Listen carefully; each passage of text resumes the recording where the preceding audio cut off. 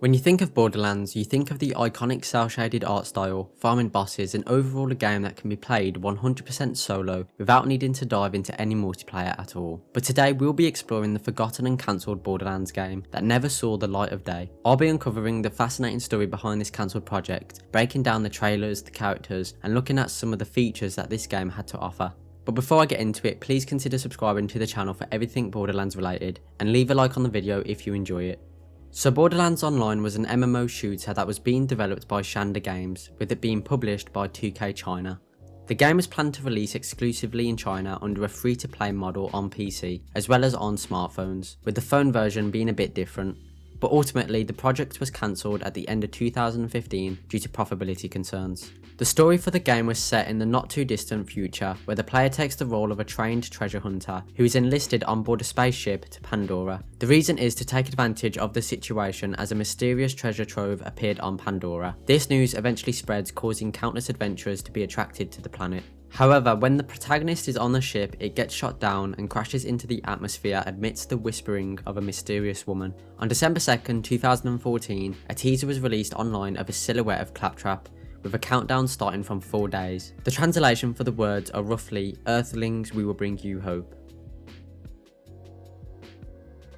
Similar to all the other Borderlands games, Borderlands Online was set to have 4 classes for the player to choose from. We can see some information about these characters from the promotional character posters. Most of the writing is in Chinese, but I will put the translations on the screen.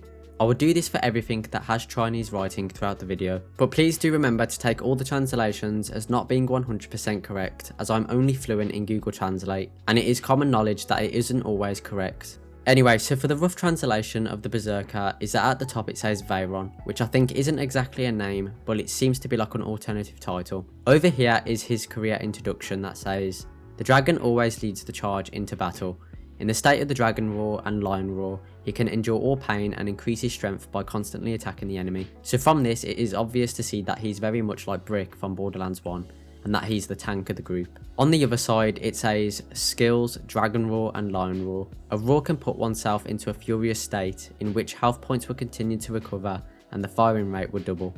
Up next we have the hunter, and above where it says the class name, the rough translation says something along the lines of hunting wind. And below that, the career introduction says, "Lai Feng is an expert in sniper warfare.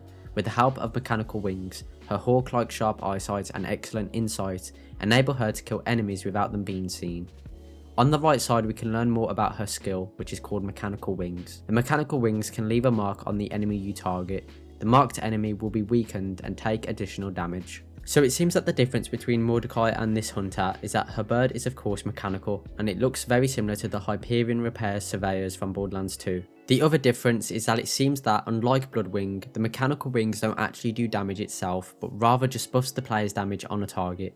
The third character is the Siren, which originally had red hair similar to Lilith, but it was changed to a more white or silver tone instead. Anyway, just above where it says her class name, it says something along the lines of Fire Charm. Her career introduction says, "The Fire Charm has a ghostly mobility and is good at launching sudden attacks. Its innate mysterious power can effectively control the enemy and quickly win the battle." Her skill is named Firebird Assault, which to me looks like a reskin of Bloodwing, but the description says, "Releases the Firebird to slow down the enemy's movement speed and causes burning damage." The design of the Siren is very interesting to me, as she looks like a mix between Aurelia from the pre-sequel with a mix of Tyrene's hairstyle from Borderlands 3. But anyway, let's move on to the final class. The Soldier is the class that has always been pretty much the same in both Borderlands 1 and 2, with the turret being the thing that they have in common, and Borderlands Online is no different. If we take a look at the poster, we can see that above the class name, it roughly translates to mercenary. The career introduction goes on further and says, "A master of firearms and blasting techniques, summon nano turrets to assist in battle. After being strengthened, the turrets will be a powerful weapon for both offense and defense, allowing you to control the situation." Over on the right, it says that the skill is called the nano turret, with the description saying, "Set up a turret in front that can automatically attack the enemy, and at the same time attract enemies' fire to protect yourself and teammates." Alongside the art that was released for the 4 playable Vault Hunters, there was also some promotional art released on a few of the NPCs that were going to be in the game, with most of them being reskinned and renamed versions of characters we had already seen in Borderlands 1. The first one is of course Claptrap, because it just wouldn't be a Borderlands game without this robot included. The words on this one roughly say, "The earth is so dangerous, why not go to a new world? We will never cheat you." His design in this game is pretty much exactly the same, and is the only character that didn't get changed from the mainline games. The next character I'm pretty sure is supposed to be a different version of Tannis, but she instead has blonde hair and seems to be dressed like a pilot of some kind. After watching some gameplay, there was a little bit of footage of her standing with her name above her, and so after translating the name it turns out to be Amelia. The translation for her promotional art roughly says, "My god, this place is so shabby. I mean, that's awesome. You have the entire surface of the planet. Various ancient treasures can be explored. I've travelled all over the universe and never seen a better place." The next character is extremely interesting to me because his design of his character model is exactly the same as TK, but his name is Clarence. What makes his character interesting though is that he seems to be the weapons vendor for the game. As we can see on his promotional art, it says no refunds, which is usually associated with Marcus. With that said, there is some art for the character in the game that when I first seen it I thought was this game's version of Marcus, so maybe this was the original design and then they changed it to TK, but I don't really know. Anyway, as for the text on the promotion, it roughly translates to, "No, I'm not saying how dangerous this planet is, but I have 20 million different guns. Don't you think this is cool? Who doesn't like guns? I repeat, it's totally safe here." Up next, we have Dr. Zed's equivalent named Dr. Zod. His design is probably the most different, with the most noticeable difference being that Dr. Zod is way slimmer than Dr. Zed. The text on his promotion says, "This planet has many cute little animals that are very docile. Remember, I will be fully responsible for your medical logistics as long as you are alive." Unfortunately for this next character, I can't seem to find his name anywhere. Anyway, his promotional text says, "I sincerely invite you to join the immigration plan. There is also an activation code for the first test. If you want it, come and sign up." What I gathered from these promotional posters is that they were advertising either a beta or play test that people could sign up for. There were some other characters that were showcased through either the gameplay for the game or the trailers. Firstly, in some PvE footage, there is an echo call with two different characters featured. The first one is called Billy Chandler, and the picture just seems to be a ribbon that looks like hair maybe, I'm not entirely sure. I translated all of his dialogue throughout the mission in the video to try and get a better understanding of what his character was going to be about. The quick version is that he goes over the story of Hansel and Gretel over a broadcast, but then he stops the story and tells the player that they will continue if they survive. So from the dialogue I'm guessing that he is one of the villains in the game. Maybe not the main antagonist, but similar to how Captain Flint was in Borderlands 2. There will be a timestamp on the screen if you want to skip knowing what he said. So for his first interaction he says, "Good morning everyone, it's Billy's happy broadcast time. To entertain you I have prepared a wonderful fairy tale. It starts in 5 minutes. It's on air, the story is called Candy House. A long time ago there was a poor family. They were very poor and had nothing to eat. So the adults threw the children into the forest. The brother's name is Hansel and the sister's name is Gretel. The two of them walked and walked in the forest. It was getting dark and they were very hungry. What should I do? I'm so hungry. Suddenly, Hansel saw a small house, to be continued. The broadcast started again. The brother and sister approached the glittering little house. This house is made entirely of candies and cookies. Hansel was kind-hearted and said, "Let's go back and bring our parents to eat with us." However, Gretel saw a scary witch sleeping in the house. No, mom and dad will be eaten by the witch. Why don't we just call everyone to the village? So the two of them started arguing, to be continued. In the final interaction, he says, "I've changed my mind, I'll take the key right now. If you survive, I will do you the honour of telling you the story, but you will die soon. Major, it's up to you now." In the background, another character says, "Yes sir. All reserve forces level 1 combat readiness. Oh no, it's a trap." The other character in the level is a man named Sergeant York. I'll go over his dialogue just like before, but I will also include the dialogue of an unknown channel that shows up during the mission, so it will make more sense. So if you want to skip, then go to the timestamp on the screen. Forget about the secret key, let's rescue the Vice President first. Remember, you must destroy all 6 energy couplers. The eclipse will never fall, come meet me, Van Cleef. Soldier, keep fighting. I couldn't believe my ears. Honestly, from this dialogue, I can't really understand what is going on, but Sergeant York is an ally for sure, because he tells the players to destroy the 6 couplers, which the players did end up doing in the footage. The next character that there is in the game is a woman who resembles Moxie, but she has a more Chinese aesthetic. I couldn't find her actual name anywhere, but after watching this gameplay footage again, to my surprise, she actually shows up as an echo call at the end of the mission that we was just talking about, and after translating her name, it seems it is something along the lines of Mrs. Xiaolong. Well, at least that is how I think it's pronounced, but I probably butchered it. Anyway, she does have one line of dialogue at the end of the mission, and it is simply, "Good job, go back to the city and talk to Sergeant York." Finally, there is a character that can be found in the hub area who looks like some explorer of some kind. I put his name through the translator and his name is something like Captain Mocker Dick, but I have a feeling that this isn't exactly what his name is.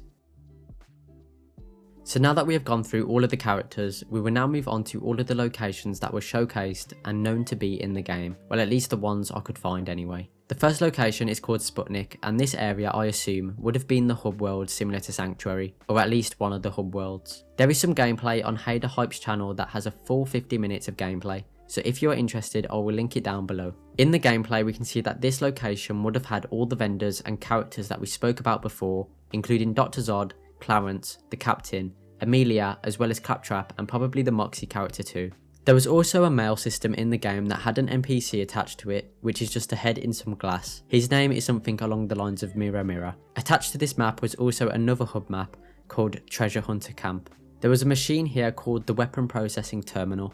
It was here where you would have been able to melt any unwanted weapons into materials and use them to build new ones. 3 of the maps shared similar or the exact names as maps from Borderlands 1, including Skag Gully, Trash Coast and Arid Mine.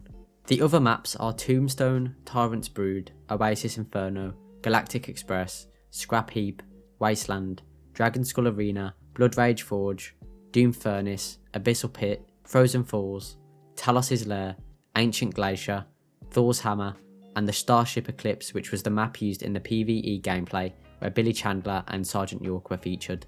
During the 50 minutes of gameplay there are 2 additional maps that once translated come out as Sea of Tranquility, which was the first map in the gameplay, then the other one was called something along the lines of Wolf Slaughter Valley. The final ones I could find during the trailers and other sources are as follows. The first one is called End of Stars, which looks like a map where some endgame content would have taken place. The next one is showcased in a trailer and it translates to Heart Eating Beast Cage. Another one is called The Shimmering Ruins, which looks like a snow map. And the final one could be seen in the corner of the trailer, and even though the picture is very hard to see, the name translates to something like Gouge Out the Heart. The final one is the most interesting one to me and it is called Ragnarok. We can see that this was some endgame content like a raid or trial from other MMOs. There look to be 3 different difficulties, normal mode, hero mode and hell mode, as well as the recommended level which is 34. There is then some details on the map and mission which reads, the North Star group has already found the legendary treasure of Pandora, but they have no way to open it, so they have to build the Pojan Fortress on top of this ancient holy tomb that has been sleeping for billions of years, waiting for the day when they can get the secret key and open the treasure door. However, according to the research of archaeologist Amelia, this treasure, well, is not a place to hide treasure, but a terrifying cage that seals interstellar monsters. Once opened, the entire galaxy will be doomed. So these were all the maps I could find, and what I have noticed is that many of them don't translate well, but they do give a decent idea as to what they might have included. So for Borderlands Online there was planned to have 5 manufacturers for the game. The ones that most people would be familiar with are Atlas, Dahl, Maliwan and Vladof. However, this game was going to have its own unique weapon manufacturer called Polaris. Not much is known about this company, but throughout the Sputnik map there is some graffiti of the company's logo. The map where the Sergeant York PvE mission takes place is on a Polaris ship, and there is a promo picture of one of the weapons that was made by the company. If we take a look at the weapon, we can see that it looks very alien and futuristic, and the vibe I get from this is that the Polaris company managed to somehow cross-engineer their own weapons with Iridian technology, and this was one of the products due to that. Even further, I would say that this gun looks almost alive because of all the pipes that look like tentacles, and this green part of the gun to me looks like a heart, but I am probably reading way too much into it like I always do. There is also this art for an elemental sniper rifle, which at first look looks like a Maliwan weapon, but there is this weapon decal on the gun that makes me second guess this. Upon taking a closer look, I thought it could be a Polaris weapon, but it doesn't spell Polaris, it says something else, however I'm not exactly sure what it is. Before we move on to the next chapter, let's take a look at some of the legendary weapons that I could find throughout the trailers, gameplay and other sources. So first, there is this Maliwan shotgun that is in the shock element, and the name of the shotgun is the Eternal Trauma. Next we have an Atlas SMG in the corrosive element, and the name of this gun is this word that I don't know how to pronounce, and I don't know what it means either, so if you have any idea then please let me know in the comments. There is then this assault rifle, which I don't know what manufacturer it is, but I would assume it's Dahl from the camo that is on the gun. This weapon must have been just a concept because the name for the gun is just assault rifle, unless that is its actual name. For the remaining 2 legendary weapons, I had to do some digging through the trailers to find them. The first one is a Maliwan corrosive SMG that is called the Phoenix Ripper, and we can also see some of the weapon stats too. The final one is a dull corrosive SMG called the Spiny Spinosaurus, which is definitely my favourite one out of all of these for sure. This wouldn't be a Borderlands game if there wasn't any big boss health bars at the top of the screen, and this game is no different. Some of the bosses for the game were shown and I'll go through them. So first there is this boss that is in a mech similar to the Devastators from the Nox DLC in Borderlands 1. As for the name, well, his name is Colonel Van Cleef, who again was mentioned during the PvE mission whilst on the Polaris ship. He can be seen during a gameplay clip of the boss fight as well as in his intro cutscene. This next one is a Skag boss that seems to be imbued with the corrosive element, but I'm not entirely sure if that is the case. Anyway, after translating the name, it comes out as Queen Bonnie 1, but I'm going to assume that the name is just Queen Bonnie. So for this intro video for a boss, I couldn't translate the name, but there is another boss with some gameplay that is called Star Eater, because on the font for the boss's name in the cutscene there is a galaxy with a bunch of stars, and so if I put 2 and 2 together, I would imagine that this would just be referring to the Star Eater boss, but I could be wrong. This next one is a spider ant named Widowmaker, which is interesting because during the quest in Borderlands 1 called A Bug Problem, you have to kill a spider ant with the same name, so maybe this boss was a reference to the first game. The next boss looks a lot like Sledge from Borderlands 1, and his name translates to Apollyon, but I think the name is more along the lines of just Apollo.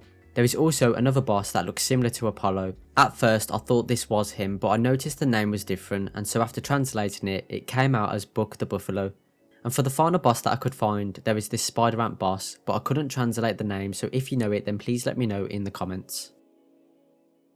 To finish off the video, I just quickly want to go over some of the features that was planned for the game. One of the coolest features that was going to be in the game was the addition of weapon crafting and upgrading, meaning you could keep a gun you liked at a low level and upgrade it with the use of materials that can be gained from breaking down guns that you don't need, and presumably from completing various different missions and maybe even PvP. Speaking of PvP, this was going to be a game mode in the game that was more fleshed out than the PvP that we got in the mainline games. In fact, I believe that the PvP was as much as a focus as the PvE was, as they had their own sections showcasing them in the trailers. There is also a promotion for the game that was promoting a PvP game mode, which was essentially capture the flag, but the flag is replaced with Claptrap. Just like the other games in the series, there is a decent amount of player customization that we can see in the trailers, and I'm pretty sure that it takes place when you would start the game for the first time. If we take a look at the Berserker for an example, we could see that the player would have the choice of changing the nickname, the hairstyle, the face shape, a mask if you wanted one, the torso clothing, the pants and the boots.